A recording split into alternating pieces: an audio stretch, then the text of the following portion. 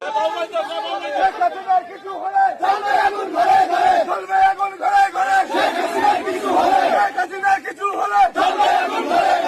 রায় আমরা মানি না।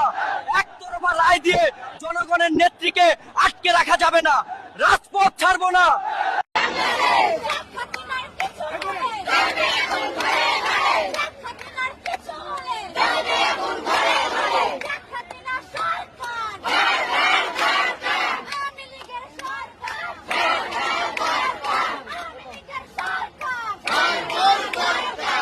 আমাদের কাছে খবর আছে এখানে বিচারক জামাতের পক্ষের, আমাদের কাছে খবর আছে এখানে আসামি পক্ষের আইনজীবী সে জামাতের পক্ষের, এখানে সরকার পক্ষের আইনজীবী সেও জামাতের পক্ষের। এইভাবে কোনো বিচার চলতে পারে না। বিচার আওয়ামী লীগের যে আইনজীবীরা আছে ওদেরকেও সুযোগ দেন, ওরা ওদের পক্ষে যুক্তি তর্ক উপস্থাপন করবে, আমরা আমাদের পক্ষ থেকে যুক্তি তর্ক উপস্থাপন করব। আমরা যদি হারাতে না পারি তাহলে ওরা জিতবে। আমার কথা হলো উন্মুক্ত হবে, আইনি লড়াই হবে। এইদিকে চিপাই